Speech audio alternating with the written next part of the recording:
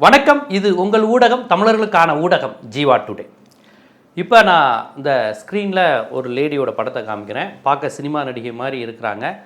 இவங்க சீரியலில் கூட நடிச்சிருக்கலாம், சினிமாவில் நடிச்சிருக்கலாம். ஏன்னா தோற்றம் வந்து ஒரு திரைப்பட நடிகைக்கான எல்லா அம்சமும் அவங்கள்ட்ட இருக்குது. இந்த நடிகையை யாராவது பார்த்துருப்பீங்களா? ரெகுலராக இவங்கள வாட்ச் பண்ணியிருக்கீங்க அப்படின்னா இவங்க யாருன்னு நீங்கள் சொல்லுங்கள் பார்ப்போம். இவங்க யார் அப்படின்னு நீங்கள் தெரிஞ்சிருந்தீங்கன்னா சில விஷயங்களும் உங்களுக்கு நம்ம சொல்லணும். இவங்க யாருன்னு தெரியலனா கூட இவங்களையும் தெரிஞ்சுக்கோங்க. இதற்கு முன்பு இவங்க என்ன தொழில் செஞ்சாங்க, என்ன மாதிரியான வேலை பார்த்துக்கிட்டு இருந்தாங்க, ஏன் அந்த வேலையை விட்டாங்க அப்படின்னு தெரிஞ்சிங்கன்னா இந்த ஆண்டு, இந்த 2026ஆம் ஆண்டு ஒரு நல்ல பொழுது உங்களுக்கு நல்ல விதமாக அமையும். என்னடா ஜோசியக்கார மாதிரி பேசுகிறான், இந்த ஆண்டு உங்களுக்கு நல்ல ஆண்டாக அமையும், நீங்கள் எடுக்கும் காரியங்கள் சுப தினத்தில் நடைபெறும், சுப காரியத்தில் அனைத்தும் நினைத்ததெல்லாம் ஆண்டவன் புண்ணியத்தில் கை கொடும்னு ஜீவா என்னடா திடீர்னு ஜோசியக்காரனாக மாறிட்டான் அப்படிங்கிற மாதிரி நீங்கள் நினைக்கலாம். ஆனால் நான் இன்றைக்கி பேச போகிறதே ஒரு ஜோசியத்தை பற்றி தான் பேச போகிறேன். அது நம்ம எவிடன்ஸோட, அதாவது நம்ம பொதுவாக ஜோசியத்துக்கு மூட நம்பிக்கைக்கு எதிராக பேசிக்கிட்டு இருக்கோங்கிறது வேறு. இதை கொஞ்சம் ஆதாரத்தோட, அதாவது நீங்கள் யாரையெல்லாம் நம்பி ஏமாறுறீங்களோ அவர்களே கொஞ்சம் வாக்குமூலம் மாதிரி கொடுக்கும்போது தான் அது இன்னும் கொஞ்சம் சிறப்பாக இருக்கும்னு நான் நினைக்கிறேன். இப்போ நான் பார்த்த அந்த லேடி, அந்த பெண் பேர் வந்து விஷால் சுந்தர். இவங்க வந்து ஒரு பகுதி நேர நிகழ்ச்சி தொகுப்பாளராக இருக்கிறாங்க. இவங்க வந்து ஒரு ஐடி கம்பெனியில் நல்ல சம்பளத்தில் வேலையில் இருக்கிறவங்க. வெளிநாட்டுக்கு போயிட்டாங்க. கொஞ்ச நாளுக்கு முன்னாடி வரையும் இவங்க வந்து பிரபல சன் டிவியில் வந்து ராசி பலன், உங்களுக்கு என்ன ராசி சொல்லுங்கள் அப்படின்ட்டு இவங்க உட்காந்து கேட்பாங்க.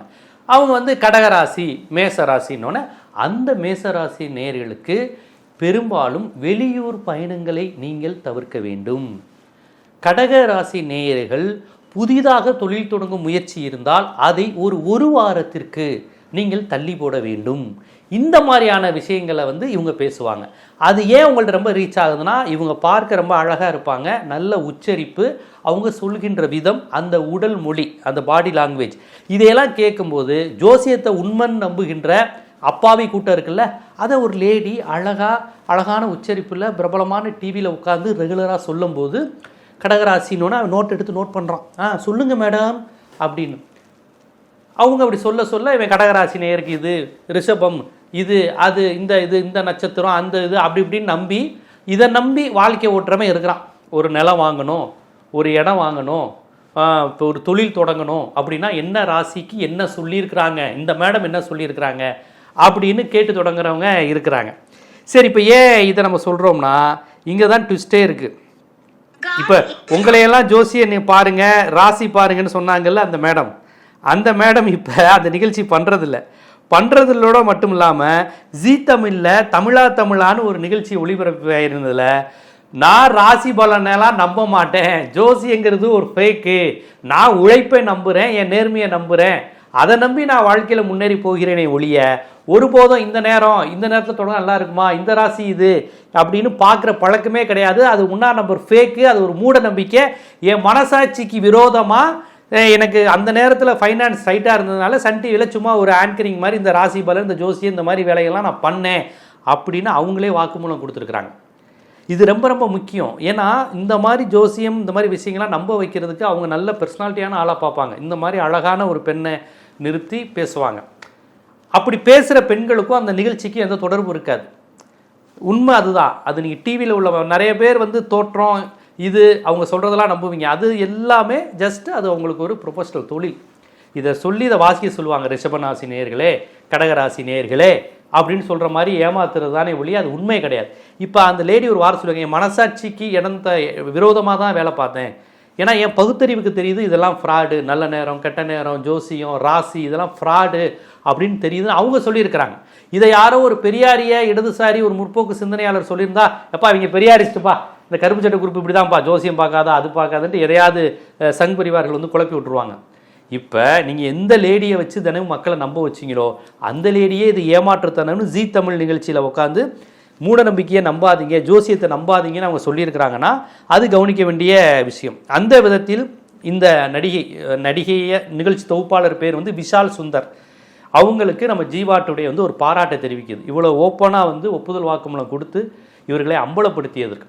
ஏன்னா இந்த 2026லையும் தன்னுடைய உழைப்பை நம்பாமல், தனக்கு இருக்கக்கூடிய திறமையை நம்பாமல், தன்னுடைய சுற்றம், நண்பர்கள் இவர்களை நம்பாமல் எதுவாக இருந்தாலும் என் ராசிக்கு இதுதான் நடக்கும், எதுவாக இருந்தாலும் என் ராசிப்படி தானே இதை செயல்படுத்தணும்னு ஜோசியக்காரங்களுடைய அவங்க மூளையை கழுவுறதை நம்பி தான் மூளையை எடுத்து அவங்க கையில் கொடுக்கக்கூடிய அந்த முட்டாள்தனம் இன்னும் இருக்குது. முட்டாள்தனம்ங்கிற வார்த்தை எனக்கு தடித்தனமாக இருந்தாலும் வேறு வழி இல்லை. ஏன்னா படித்து பணம் சம்பாதிச்சதுக்கு பிறகும் ஜோசியக்காரங்களை நம்புகிற அளவுக்கு தான் அறிவு இருக்குன்னா அந்த அறிவு என்ன பலன்? அந்த அறிவுக்கு என்ன பலன் இருக்குது? ஸோ இந்த ஜோசியக்காரங்க ஒவ்வொரு வருஷமும் எல்லா டிவிலையும் உட்காந்துக்கிட்டு புதுசு புதுசாக ஜோசியக்காரங்க வருவாங்களே, ஏதாவது ஜோதி பலன், ராஜ பலன் அப்படியே உட்காந்துக்கிட்டு எல்லா டிவிலையும் இதுதான் நடக்க போகுது, குழந்தை பிறக்கும், உங்களுக்கு ஆம்பளை பிள்ளை பிறக்கும், உங்களுக்கு வந்து கல்யாணம் இப்போ வேணாம், செவ்வாய் தோசை இருக்குது, செவ்வாய் தோசை இருக்கிற மாப்பிள்ளையா பாருன்னு சொல்லி எத்தனை பேர் வாழ்க்கையில் விளையாண்டுக்கிட்டு இந்த தாயத்தை கட்டு, இந்த கோவிலில் போய் இத்தனை நாளைக்கு இந்த பூசாரிகிட்ட இந்த நேர்த்தி கட்டன் செஞ்சு இதை வாங்கிட்டு வந்து அதை நீங்கள் கட்டுனீங்கன்னா சரியாயிரும். இது எல்லாமே பிஸ்னஸ். கோவில், பூசாரி, ஜோசியக்காரங்க எல்லாம் பிஸ்னஸ். இப்போ கார்பரேட் ஸ்டைலில் வேறு வேறு கம்ப்யூட்டரு ஆன்லைனில் புக் பண்ணி நடக்கிறது, ஃபாரினில் இருந்தாலும் இங்கேருந்து இவங்க தகவல்கள் அனுப்புறதுன்னு அப்படியே ரொம்ப அப்டேட் ஆகுது. சயின்டிஃபிக்காக அப்டேட் ஆகிறத விட இந்த மாதிரி மூட நம்பிக்கைகள் தான் ரொம்ப அப்டேட்டாக அடுத்த கட்டத்துக்கு போய் பண்ணிக்கிட்டு இருக்கிறாங்க. ஸோ நம்ம கையிலேருந்து ஆண்ட்ராய்டு ஃபோன்லேருந்து ஐஃபோனுக்கு மாறுறோமாங்கிறது முக்கியம் கிடையாது. இந்த மாதிரி மூட நம்பிக்கையிலேருந்து ஒவ்வொரு ஆண்டும் நாம் விடுபடுகிறோமா அப்படிங்கிறது தான் ரொம்ப ரொம்ப முக்கியமான விஷயம். இந்த மூட நம்பிக்கையிலேருந்து நம்ம விடுபட வேண்டியதுதான் அடிப்படையான விஷயம். ஒரு வருஷத்துலேருந்து இன்னொரு வருஷத்துக்கு போகும்போது புதிதாக என்ன கற்றுக்கொண்டேன், புதிதாக என்ன தெரிந்து கொண்டேன் அப்படிங்கிறது ரொம்ப முக்கியம். இந்த வருஷ தொடக்கத்துலேயும் எல்லா டிவிலையும் நடத்தியிருப்பாங்க, அது செய்தி சேனலோ எந்த சேனல், எல்லா டிவிலையும் யாராவது ஒரு ஜோசியக்காரங்க வந்து உட்காந்து இதை இது பண்ணிக்கோங்க, இந்த ராசிக்காரர்கள் பண்ணுங்கன்னு அதுக்கு இது அந்த நிகழ்ச்சிக்கு ரேட்டிங் எக்கச்சக்கமாக இருக்கும்.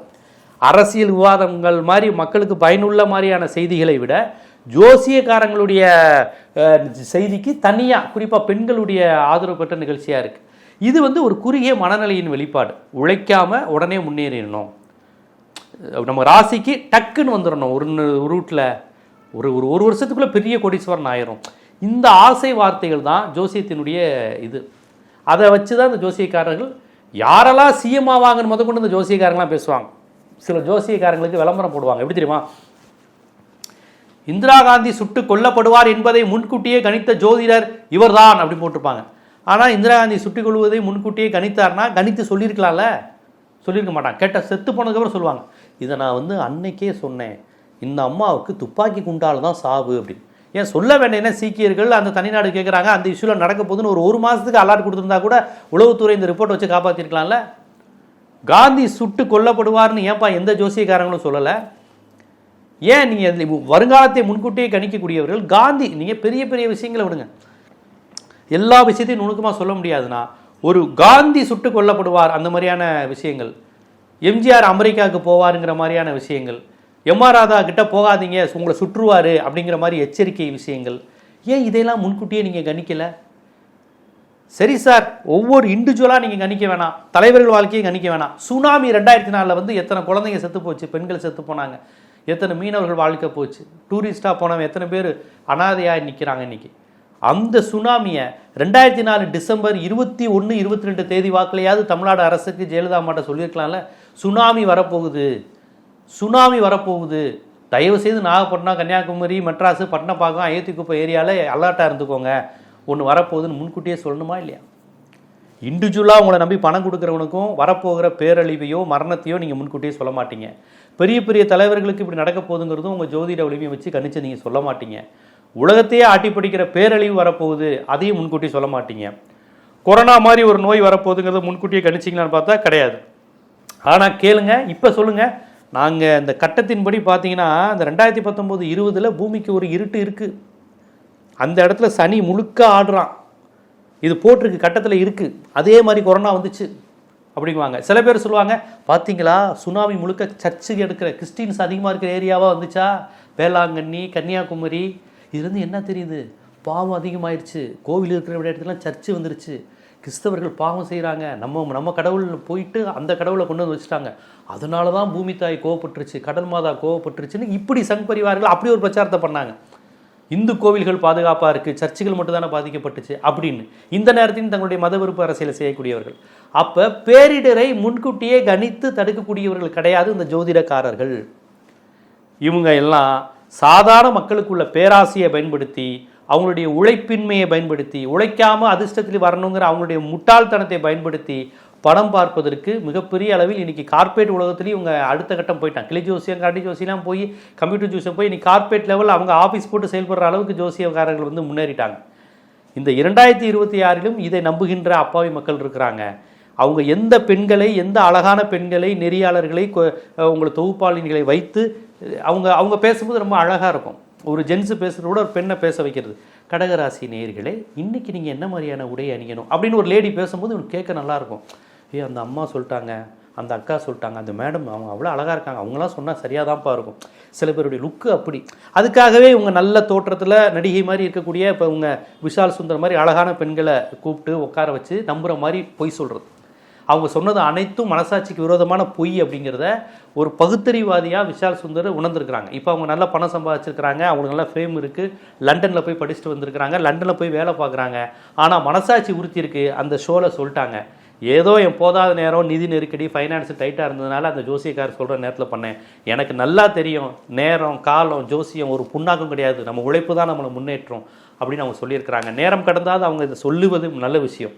இப்படித்தான் நீங்கள் ஜோசியக்காரங்க பேச்ச பல பேர் கேட்டுக்கிட்டு இருக்கீங்க.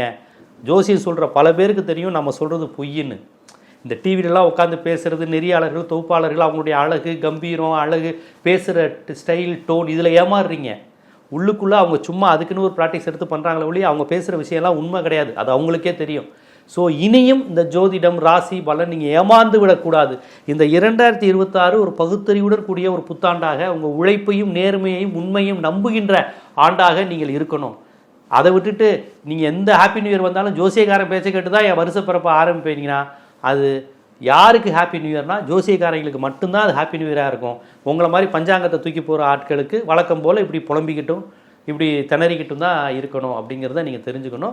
ஸோ இந்த மாதிரி ஜோதிடம், புரட்டு போன்ற ஒரு மூட நம்பிக்கை பழக்க வழக்கங்களிலிருந்து விடுபட்டு பகுத்தறிவு, அறிவியல், சிந்தனை, நவீனம், முற்போக்கு, அடுத்த கட்ட வளர்ச்சி, மானுட ஓர்மைன்னு போன்ற அந்த மாதிரியான சிந்தனைகளில் நம்ம கவனத்தை செலுத்தினா நாமளும் வளருவோம். நம்மை சுற்றி இருக்கக்கூடிய நம்ம சமுதாயமும் நல்ல ஒரு ஆரோக்கியமான சமுதாயமாக வளருங்கிறதுக்காண்டி தான் இந்த விழிப்புணர்வு காணொலியை நான் வெளியிட்டிருக்கேன்.